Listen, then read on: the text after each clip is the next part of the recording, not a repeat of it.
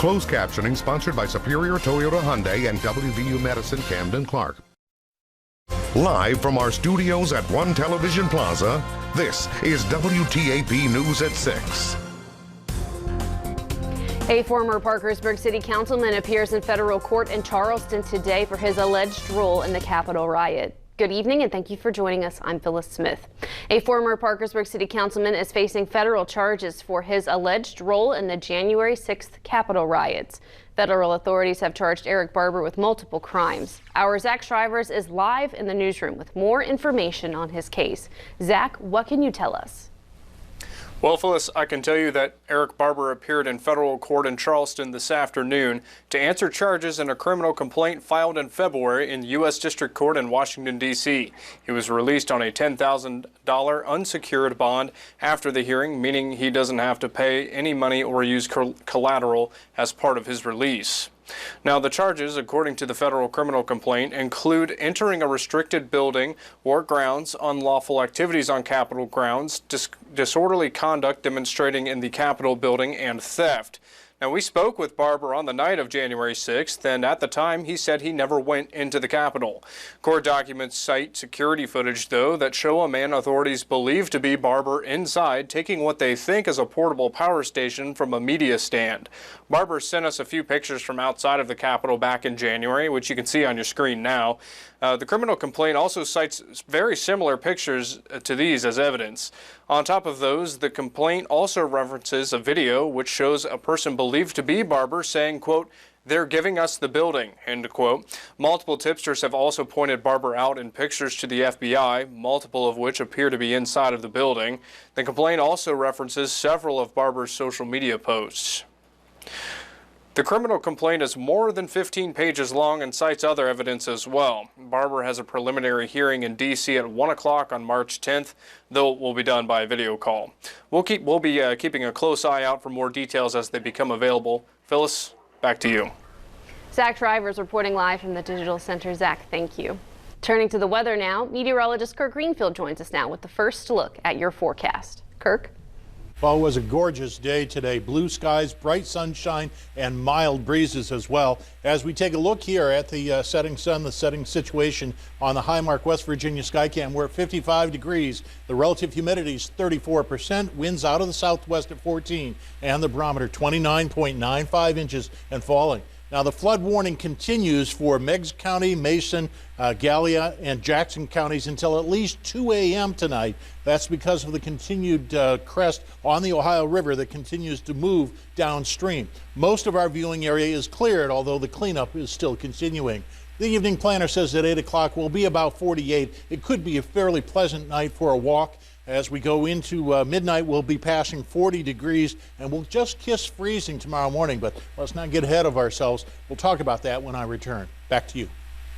Thank you, Kirk. New tonight, a man that was attacked last month with a baseball bat is in fair condition, hospital officials say. Devin Hours had been in critical condition at Marietta Memorial Hospital. A hospital spokesperson now says he is in fair condition at Selby General Hospital. He was reportedly attacked by a man named Stephen Osborne. Osborne is facing an attempted murder charge. A woman named Sierra Caldwell and a juvenile are also charged in the case. West Virginia Governor Jim Justice says the state has lowered the age limit for COVID-19 vaccinations to all residents 50 and older. The governor announced the first changes in a month to the age limit for vaccinations, with more doses expected to be shipped to the Mountain State from 3 providers. He also said school employees, including teachers, will be eligible for vaccinations beginning at age 40. He emphasized, however, people 65 and older are still being prioritized. As we get this increased flood of folks out there that are now going to be eligible to get their vaccines and so on like that and everything, we still have some out there that are 65 and above or 60 and above. We want to put them, in the front of the line, and we want to be sure that they get their shots. Also, anyone over age 16 with certain medical conditions may receive the vaccine. Those include people with intellectual or developmental disabilities, obesity, Down syndrome, and pregnancy. Governor Justice says he may announce Friday more restrictions are being relaxed, but added face covering orders are still in effect. A two-vehicle crash ties up traffic around 4 p.m. in downtown Parkersburg. The collision happened just after 4 in front of the Blenner-Hassett Hotel. It involved this Chevrolet pickup truck and a Chrysler sedan. At least 2 people have been transported. Their conditions are unknown. No further details are known right now. The wreck was being cleaned up as we went on the air at 5. We'll have more details as they become available. A man is arrested this afternoon in Marietta for involuntary manslaughter. The Washington County Sheriff's Office says Tyson Hill is responsible for selling another man drugs that caused him to overdose and die. Deputies say Hill allegedly sold Jeffrey Wojcik meth and heroin. They say he died about 12 hours after Hill allegedly sold him the drugs. A report from the Montgomery County Coroner's Office also showed Wojcik had fentanyl in his system before he died. Deputies say there is no indication he made any other purchases of drugs before his death. The pandemic has shown to be a difficult time for many young students trying to learn during these unprecedented times. Because of this, the Jefferson Elementary Center is providing an extended hours program. The staff is in the 3rd week of providing this opportunity for students who are struggling in whatever subject they need help. There are roughly 70 students enrolled in the program, and 13 teachers are working to help all of these children. Officials at Jefferson Elementary and Wood County schools believe the face-to-face interaction will go a long way to help these students. So important to be face-to-face with a teacher and not necessarily on a computer. We were doing the best that we could at the time, but thankfully things have opened up and we are back in school. So being face-to-face with that teacher is really going to help those students.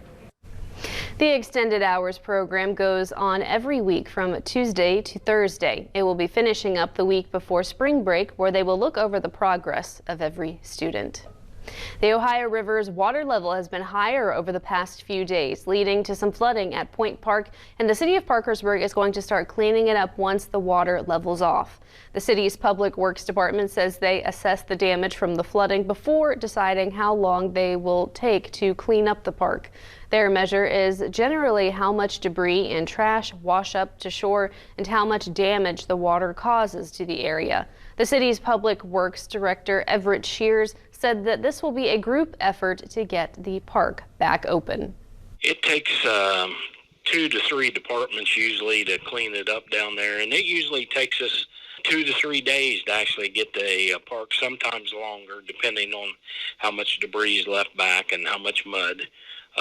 So it's a great team effort from several different departments here within Public Works in the city. The park will be open to traffic as soon as the debris is cleaned up, which Shears says could take a few more days. Still ahead this Women's History Month, we take a look at a congressional push to recognize an inspirational group of World War II veterans. More from Washington coming up next at 6. Well, the flood warnings are scaled back as the flood crest moves down the Ohio River and out of our area. That's next.